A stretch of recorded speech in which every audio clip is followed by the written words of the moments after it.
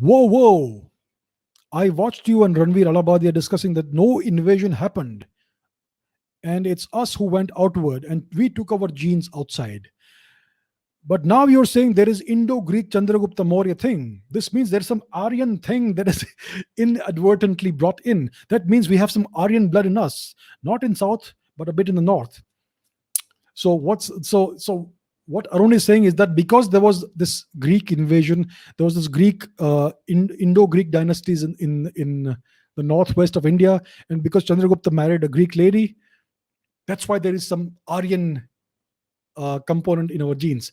So the assumption that Arun, my friend, is making here is that the Greeks are Aryans. Arun is assuming that the Greeks are Aryans, and because there is some Greek component in our genetics, in some of us in India, little bit, like 0.5% or something, that's why there is Aryan invasion and there is Aryan genes in us. So the assumption that Arun is making is that Greeks are Aryans. Now, who says the Greeks were Aryans? What is the definition of this term, Aryans? That's my question. Who are the Aryans? So the thing is this: if any ethnicity in the world is to be given the name Aryan, it is the people of the Indian subcontinent and the people of Iran. Only those people can be considered to be Aryan, because it is from this region that the term Arya emerged. It is an ancient Sanskrit term. It was an ancient Persian term as well. Persian is a descendant of Sanskrit. The old Persian language during the time of the Hakshamanish dynasty, the Achaemenid dynasty, was a descendant of Vedic Sanskrit. And the term Arya was used by them as an ethnic term, by the Persians.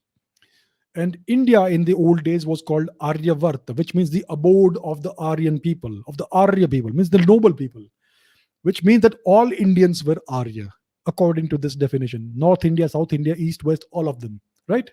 So if any people are to be called Aryans, it is the Indians and the Iranians. By Indians, I mean the entire subcontinent, from Afghanistan to Sri Lanka, Bangladesh, Nepal, all of that. And let me share an interesting thing with you. Just give me a minute. There is this letter by the writer J.R.R. Tolkien. So in 1938, the Germans wanted to publish J.R.R. Tolkien's great novel, The Lord of the Rings, in German, in the German language. But they wanted to know whether this guy, Tolkien, was a pure Aryan according to their definition, according to the German definition. So the German definition, the Nazi definition of Aryan was European, white-skinned, blonde-haired, right? So they wrote to J.R.R. Tolkien asking him whether he had Aryan ancestry or whether he had some Jewish ancestry or not. So this is the response of J.R.R. Tolkien to the Germans.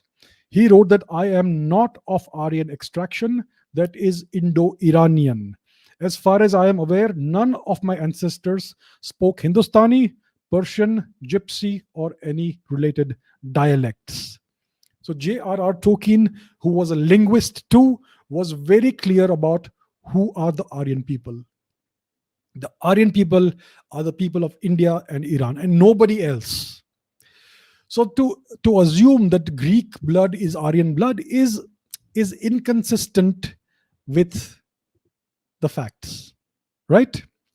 So yes, many of us in India would have some fractional Greek ancestry, especially those of us who live in Western India. It's very much possible. But even the Greeks, the Indo-Greeks, they spoke Sanskrit. They were Hindus or Buddhists, and they consider themselves to be Indians.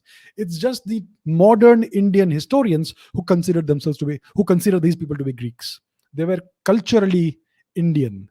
The Indo-Greeks like Menander, Milinda, and various other kings were culturally Indian. And culture is what matters, not DNA.